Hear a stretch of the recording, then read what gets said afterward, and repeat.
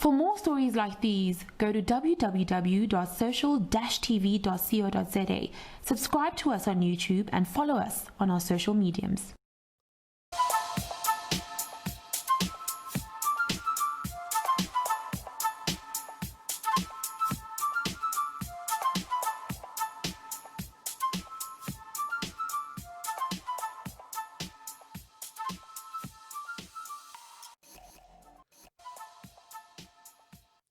You're listening to our social newscast with me, Sam Marshall, brought to you by www.social-tv.co.za. Today we have a quick chat with James Wooley, who's the CEO of Total Stay, about the aparthotel and serviced apartment sector and how it's ideally positioned to uphold social distancing, sanitizing, and in some instances maybe a little bit better than the traditional forms of accommodation. As a leader in the space, you are obviously having conversations with your peers in the industry. A lot of us, with the industries opening up and a lot of us trying to be very optimistic about the economy, what kind of conversations are you having as an industry? Look, there's plenty of lobbying at the moment from, the hotel groups and FedHasa and different organizations to try and open up travel as soon as possible. We do feel that we have the relevant health and safety standards in order. So, if guests and travelers want to travel, they should be able to. We have seen, a lot of relaxation of the restrictions over the past weeks and months with, business travel opening, as of the amended level 3. So, we're getting to a place where, it business as usual should resume. Obviously, the buzzword is the new normal. How exactly that might look is anyone's guess, but I think that it's a lot of the initial fear has blown over in terms of how industries might look. Obviously, there's a lot of guys that closed down and who haven't been able to weather the storm, but that just creates opportunity for other guys. Just talking about that very quickly, how has Total Stay managed to weather this very difficult lockdown? Initially, it was 21 days, and then it stretched almost 4 months. Look, it's been, we've had to make some difficult decisions in terms of staff who we've kept, who we've let go. The government has assisted us with the UIF TERS program, which has been, contributing towards the salary as majority of our staff. So we've been able to kind of, go into hibernation on some fronts when necessary. And we've also managed to keep a number of our properties open and pivot towards this medium-term stay, which has been very much welcomed by the market.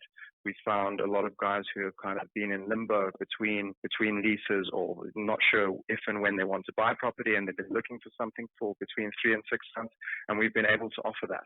So our occupancies have been strong, but majority of our workforce was laid off temporarily. But slowly but surely we've managed to bring a number of our key staff back. And going forward, we've had to relook at things, and it's unfortunately for employees, I believe that it's not going to be as easy to find permanent employment unless you really have something good to offer. So I think it's been a time for business to batten down the hatches and look at their payroll and say who do I really need going forward? Who can I outsource to? Who's better to bring in on contract? And it's just been a time for everyone to really tighten their belts. James, we're near to the end of our interview. I just want to ask you 2 more questions in terms of just kind of the airlines are slowly getting back to business. The country's borders are still locked. From a Total Stay perspective, your market, is it local? Is it international? Is it a combination of both? And if it's international, when do you start seeing travelers coming back into the country? Our business is a mix of international and domestic travel, depending on the season. There was unfortunately some media that got out that was published on a number of big international travel websites that we were going to keep our international borders closed until into next year. And that was, incorrect information, and subsequently, a number of press releases have gone out to say that that's not true. But I do think that that's been potentially damaging to our destination. We're hoping from our side that international travel into South Africa will start being allowed from September this year, and that's what everyone's pushing towards.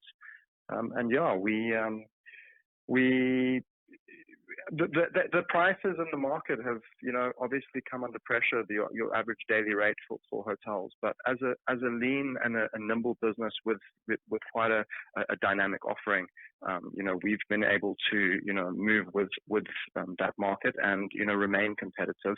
Where a lot of guys, unfortunately, it won't make sense for them to continue operating under these types of conditions. So but I think that type of thing I think is healthy for a free market. I think it's healthy for prices to find a median. We survived through the water crisis, and we saw prices come down up to 40-50%, but they were becoming overheated, and South Africa was, and especially Cape Town and the Atlantic Seaboard where we operate, was becoming seen as an expensive destination. Accommodation was more expensive than a lot of international cities, and as a long haul destination that doesn't really help our cause. So I think the water crisis was a good time for everyone to come back down to earth and realize that tourism is not a meal ticket to take advantage of. And this crisis has been more of the same, obviously intensified a little bit. So I think these types of crises are good for us as a destination in Cape Town, to grow and become more mature and to be sustainable year round. And we embrace everything that's come at us, and we're going to come out of this stronger than ever. You have a very healthy outlook, James, in terms of where we find ourselves. Is this also an opportunity, when you talk about opportunities, to really then start looking at South Africans who do travel? We've seen a fantastic campaign with the restaurant industry to get South Africans to contribute to a fund to start getting, the moment restaurants are open, which they are now, to start getting back into restaurants. Is this maybe a fantastic opportunity to start marketing to South Africans who enjoy traveling and say, in order for us to stay open, you have to consider us as part of your holiday end of year program or your long weekend stay? Very much so. I think a lot of it comes down to price, and the prices at the moment across the board are under pressures. And I've seen a lot of good campaigns, and I've seen a lot of good specials being advertised, from game farms to lodges to villas to hotels. It's a great time for the local industry to promote itself back to South Africans.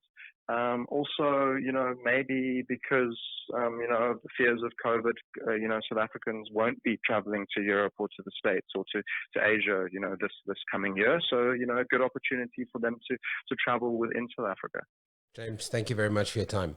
Great. Thank you so much for the call. Thanks, James. Okay, that's James Wooley, who's the CEO of Total Stay, talking to us about the aparthotels industry and the opportunities that exist within our borders, South Africa, but also in the serviced apartment space.